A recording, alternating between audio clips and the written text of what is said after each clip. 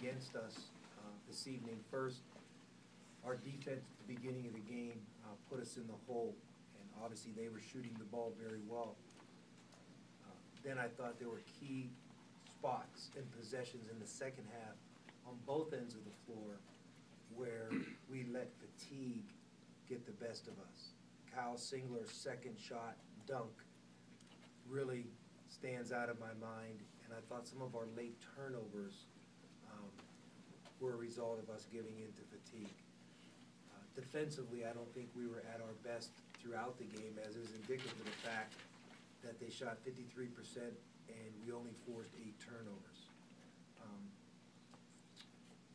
On the other end, once again, our field goal percentage and our adjusted field goal percentage, when you weight the 3, is extremely positive, extremely positive, and only to be mitigated by the fact that we continue to turn the basketball over. Our 16 turnovers are amplified by the fact we're not forcing a lot. So the differential is the margin of difference for us, and that's no different than it has been for the majority of the season. Taking away some positives, I thought, once again, Trent was terrific, and, we're just asking him to do everything. Run the team, score, defend, and never come out of the game. I thought Ruslan made a couple of really nice plays and had a good line tonight with 9 points, 6 rebounds, 3 for 4 from the line. He's over 86% now in the season from the line, maybe higher than that. 3 assists, no turnovers. And so that was a real positive for us. On a night where I thought the defense for Oregon keyed on John Gilling, he still found a way, despite foul troubles, to have 5 assists in the game. Kyle got back in the flow a little bit and made a couple good post moves off of underneath out-of-bounds plays. So I think it's important that we celebrate, those kinds of positive signs. And like I just said on the radio, continue to hold ourselves steadfastly accountable for the areas where we could get better. But digging ourselves a hole in the first 10 minutes, in hindsight now, was a real difference. Our guys, though, to their credit, battled back and were only down 2 at the half, but that took a tremendous energy surge to do that.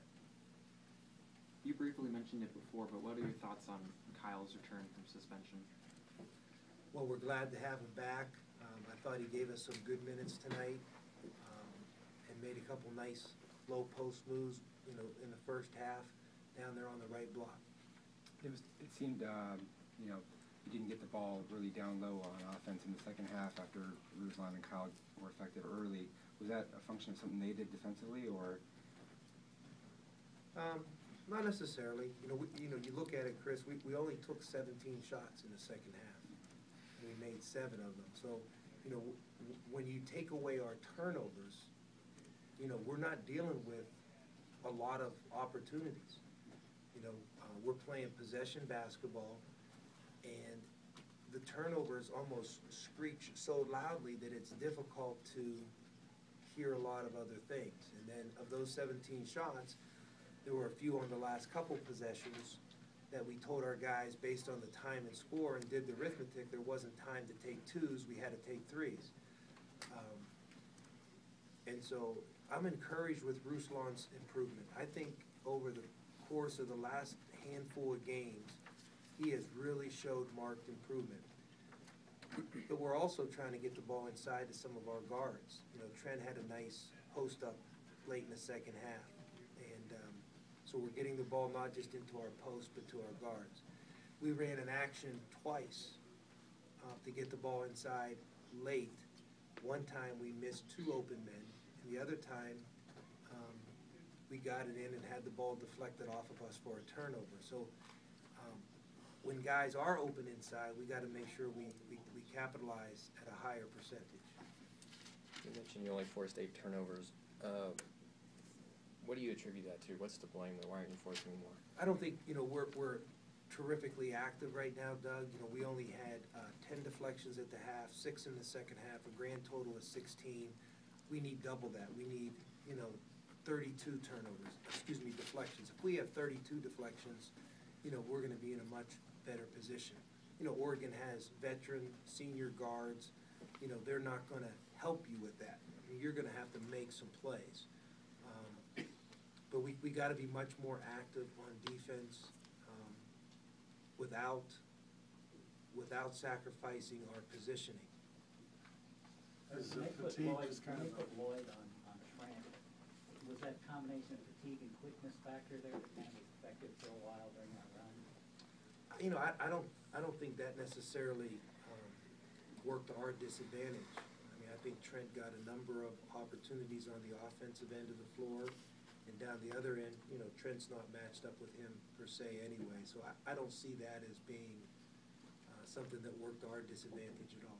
But he did make his first 7 shots and then struggled from the field, had been trying to do too much. Who did? Trent did later in the game. He went 7 for 7, he finishes what?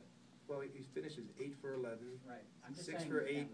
found the stretch. I'm just saying too, he finished 8 for 11, 6 for 8 from the field, from the line, had 4 rebounds, 5 assists, and 23 points, and I couldn't take him out of the game. Is fatigue kind of something with a smaller group that you just have to learn to manage somehow? Or? Yeah, I mean, you know, we're not gonna be able to call anybody up from the D League. And so this is who we have right now, and so we're gonna have to, you know, do a good job with our conditioning, our recovery, and our mental toughness.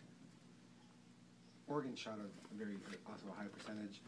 I mean, does that go back to what you were talking about earlier with the deflections and the energy on that end, Yeah, or? I mean, I think as much as anything, you know, it seems like the steady beat has been turnovers, turnovers, turnovers, turnovers. Tonight it was turnovers, but I don't think our defense, for the segments that I mentioned earlier, was nearly good enough. And I honestly don't have a good explanation, you know, for our defense in the first 10 minutes. I put a big question mark on our grease board and asked our guys the same question. What about the first 10 minutes on defense? I'm bewildered. How do we explain that to each other? You know, I really don't have a good reason. And then once we, you know, got our legs under us, we were better for a good stretch. But then there came key possessions and moments where we didn't have the awareness or finish the stop.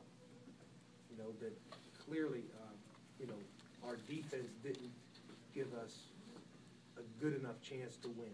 The other clear difference is the 16 turnovers. But, you know, we've had a number of games now where, you know, our field goal percentage, our adjusted field goal percentage has been very positive.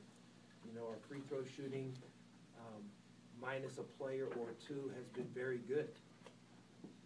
Chris had the 1 turnover when he was in the game. Was it tough to not bring him back, given, I mean, is it the balance of that? Yeah, I would like to be able to play him more. He gave up a 3 and then turned it over and just didn't seem at all comfortable yet, ready to play. And, you know, I think it would be to our advantage if we could have another guy in that rotation helping us there, but I didn't feel that was the case this evening. Is it the comfort factor then that you're looking for him to get on the court and produce? Or is there something else that you're looking for? I just want him to, you know, play to his full capability. As for Gilling, would you like to see him more at the point guard position, from showing tonight, perhaps, in relief for Trent? Well, he can't play point guard. But, I mean, would you have any other possibilities to get Trent some time off the court? The 2 guys that we have right now that will compete for that position will be Chris Colvin, who we gave a quick look to in the first half, and Max Heller, who played last weekend in Los Angeles.